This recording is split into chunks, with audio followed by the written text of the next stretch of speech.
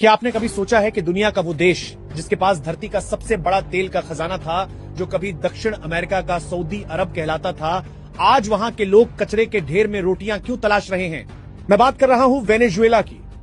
एक ऐसा देश जो सोने की थाली में खा सकता था, आज दाने दाने को मोहताज है। और आज की इस सुबह ठीक उसी काली परछाई का रुख भारत की तरफ हो गया है। अमेरिका के राष्ट्रपति डोनाल्ड ट्रंप चेतावनी साफ है, सीधी है और बेहद खतरनाक है। भारत हमारी बात मान ले, वरना जो हाल वेनेजुएला का हुआ वही भारत का करेंगे। ये सिर्फ एक सियासी बयान नहीं है, ये एक अल्टीमेटम है। ये एक महाशक्ति की हताशा है जो अपनी गिरती हुई साख को बचाने के लिए भारत जैसे विशाल देश को बलि का बकरा बनाना चाहती है। आज के इस वीडियो में हम उस कड़वी सच्चाई का डीएनए टेस्ट करेंगे जिसे आपसे छुपाया जा रहा है। हम जानेंगे कि आखिर ट्रंप भारत के पीछे हाथ धोकर क्यों पड़ गए हैं। क्या वाकई भारत अगला वेनेजुएला बनने की राह पर है? अमेरिका हमारे किसानों और हमारी डेयरी इंडस्ट्री को क्यों खत्म करना चाहता है? और सबसे बड़ा सवाल, अगर भारत ने अमेरिका के सामने घुटने नहीं टेके तो क्या हम अमेरिका के आर्थिक परमाणु बम यानी सैंक्शंस का सामना कर पाएंगे? ये वीडियो आपकी और आपके परिवार के भविष्य से जुड़ा है, इसलिए इसकी एक एक बात को गौर से सुनिएगा। कहानी की शुरुआत होती है ट्रंप के उस ताजा बयान से जिसने पूरी दुनिया में खलबली मचा दी है। ट्रंप ने भारत को एक बार फिर टैरिफ किंग कहा है। उनका आरोप है कि भारत अमेरिकी कंपनियों के साथ नाइंसाफी कर रहा है, लेकिन इस बार उनके तेवर बहुत अलग है। वेनेजुएला में अभी हाल ही में जो तख्ता पलट और आर्थिक तबाही हुई, उसका उदाहरण देते हुए ट्रंप ने कहा है कि जो देश अमेरिका के आर्थिक हितों के खिलाफ जाएगा उसका अंजाम अच्छा नहीं होगा। उन्होंने सार संकेत दिया है कि अगर भारत ने तुरंत एक नई ट्रेड डील साइन नहीं की तो अमेरिका भारत पर कड़े आर्थिक प्रतिबंध लगा सकता है। इस धमकी को समझने के लिए हमें पहले वेनेजुएला मॉडल को समझना होगा। आखिर अमेरिका ने वेनेजुएला को बर्बाद कैसे किया? बहुत से लोग सोचते हैं कि वेनेजुएला अपनी सरकार की गलतियों से बर्बाद हुआ। यह सच है, लेकिन यह पूरा सच नहीं है। असली खेल था निर्भरता का जाल। अमेरिका ने दशकों तक वेनेजुएला को सिर्फ तेल बेचने पर मजबूर किया। वेनेजुएला को इतना आलसी बना दिया गया कि उन्होंने अपनी खेती बाड़ी बंद कर दी। सुई से लेकर अनाज तक सब कुछ अमेरिका से आयात होने लगा। जब वेनेजुएला पूरी तरह अमेरिका पर निर्भर हो गया, तब अमेरिका ने अपना असली रंग दिखाया और प्रतिबंध लगा दिए। नतीजा क्या हुआ? जिस देश के पास अरबों डॉलर का तेल था, वहां खाने के लाले पड़ गए। अब ट्रंप यही फॉर्मूला भारत पर आजमाना चाहते हैं। अब आप पूछेंगे कि भारत पर यह फॉर्मूला कैसे लागू होगा? हम तो तेल पर निर्भर नहीं है। बिल्कुल सही, लेकिन अमेरिका भारत के लिए एक दूसरा जाल बुन रहा है और उस जाल का नाम है कृषि और डेयरी समझौता। अमेरिका पिछले कई सालों से भारत पर दबाव बना रहा है कि हम अपने डेयरी और कृषि बाजार को अमेरिकी कंपनियों के लिए पूरी तरह खोल दें। आपको लग सकता है कि अगर अमेरिका से सस्ता दूध, चीज या चिकन भारत आ जाएगा तो इसमें बुराई क्या है? महंगाई कम होगी, मिडिल क्लास खुश होगा। लेकिन यहीं पर वो वेनेजुएला वाला धोखा छिपा है। इसे गहराई से समझिए। अमेरिका में खेती और डेयरी का काम कॉर्पोरेट मशीनरी करती है। वहां एक एक कंपनी के पास 50-50 हजार गायें होती हैं। सरकार उन कंपनियों को अरबों डॉलर की सब्सिडी देती है। इसका मतलब यह है कि अमेरिका का किसान पानी के भाव पर भी दूध और अनाज बेच सकता है। दूसरी तरफ भारत है। हमारे यहां दूध वो गरीब किसान पैदा करता है जिसके पास सिर्फ 1 या 2 भैंसें हैं। अमूल जैसी हजारों सहकारी समितियां इन्हीं छोटे किसानों की रीढ़ की हड्डी हैं। 10 करोड़ से ज्यादा परिवार सिर्फ दूध बेचकर अपना घर चलाते हैं। अब जरा उस मंजर की कल्पना कीजिए जो ट्रंप चाहते हैं। भारत दबाव में आकर यह डील साइन कर देता है तो अगले ही महीने भारत के बाजारों में अमेरिका का सस्ता दूध और मिल्क पाउडर भर जाएगा। हो सकता है वो 20 रुपये लीटर दूध बेचने लगे। भारतीय उपभोक्ता सस्ता देखकर उसे खरीद लेगा। लेकिन इसका असर क्या होगा? हमारा गरीब किसान जो 40-50 रुपये की लागत पर दूध पैदा कर रहा है, वो उस अमेरिकी कॉर्पोरेट का मुकाबला नहीं कर पाएगा। उसका दूध बिकना बंद हो जाएगा। मजबूर होकर उसे अपनी गाय भैंसे कसाई को बेचनी पड़ेंगी। 2 से 3 साल के अंदर भारत की पूरी डेयरी इंडस्ट्री, जो दुनिया में सबसे बड़ी है, वो ताश के पत्तों की तरह बिखर जाएगी। अमूल जैसी संस्थाएं बंद हो जाएंगी।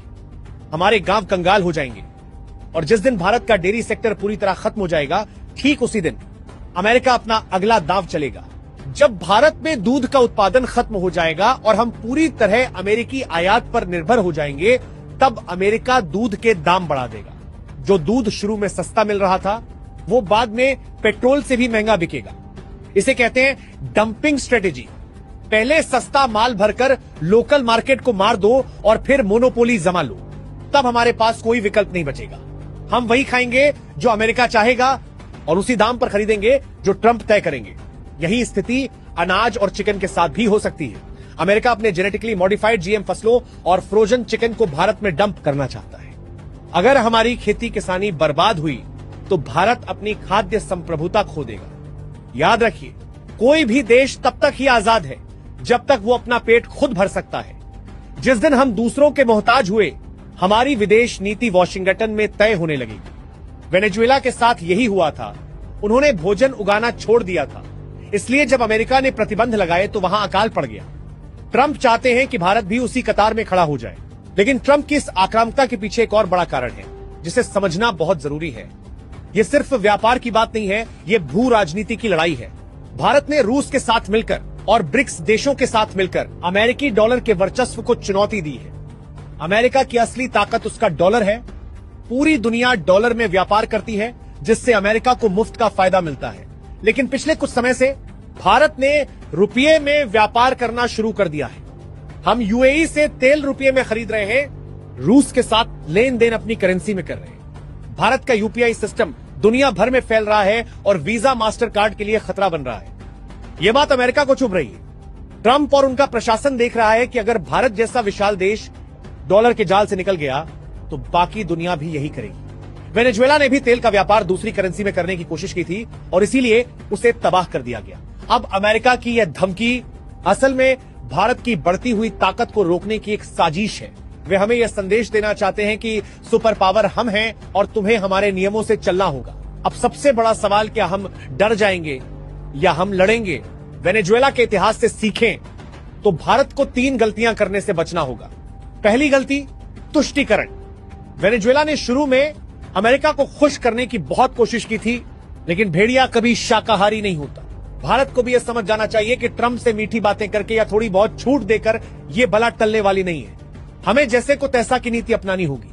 अगर अमेरिका हमारे आईटी सेक्टर या कोन टेक्सटाइल पर टैक्स बढ़ाता है तो हमें भी उनकी बड़ी टेक कंपनियों गूगल, फेसबुक, अमेजन पर डिजिटल टैक्स और डेटा लोकलाइजेशन के नियम सख्त कर देने चाहिए। उनका बाजार हमारे बाजार से पैसा कमाता है, यह हमारी ताकत है। दूसरी गलती, घरेलू उत्पादन की अनदेखी। भारत को किसी भी कीमत पर अपने कृषि और डेयरी सेक्टर को आरसीईपी या किसी भी अमेरिकी फ्री ट्रेड एग्रीमेंट से दूर रखना होगा। हमें यह साफ करना होगा कि किसान हमारी अर्थव्यवस्था का हिस्सा नहीं, हमारी आत्मा है। सरकार को चाहिए कि वो घरेलू सप्लाई चेन को इतना मजबूत करे कि विदेशी माल की जरूरत ही ना पड़े।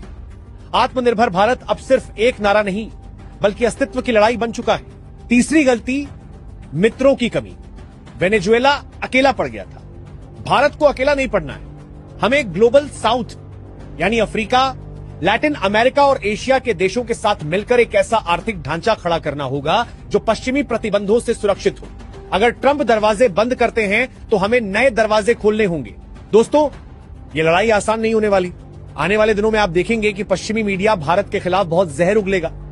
वे भारत में मानवाधिकारों का मुद्दा उठाएंगे, हमारी सरकार को तानाशाह बताएंगे और तरह तरह के प्रोपेगेंडा चलाएंगे।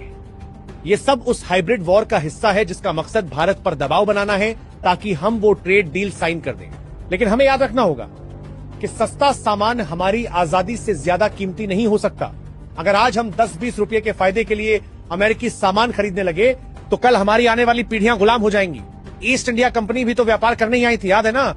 वे भी सस्ता कपड़ा और सामान लाए थे और नतीजा 200 साल की गुलामी। ट्रंप की यह डील 21वीं सदी की ईस्ट इंडिया कंपनी जैसी ही है। इस वीडियो को सिर्फ एक जानकारी मानकर मत छोड़िएगा, ये एक चेतावनी है। इसे अपने दोस्तों, परिवार और हर उस ग्रुप में शेयर करें जहां देश की बात होती है। देश के हर नागरिक को यह बड़ी साजिश समझनी होगी। हम झुकेंगे नहीं, हम रुकेंगे नहीं। भारत अपनी राह खुद बनाएगा। अगर आपको यह विश्लेषण दमदार और तार्किक लगा हो तो कमेंट बॉक्स में जय हिंद लिखकर अपनी आवाज बुलंद करें। और हां, चैनल को सब्सक्राइब करना ना भूलें, क्योंकि इस ट्रेड वॉर की हर अगली अपडेट हम सबसे पहले सबसे सटीक तरीके से आप तक पहुंचाएंगे।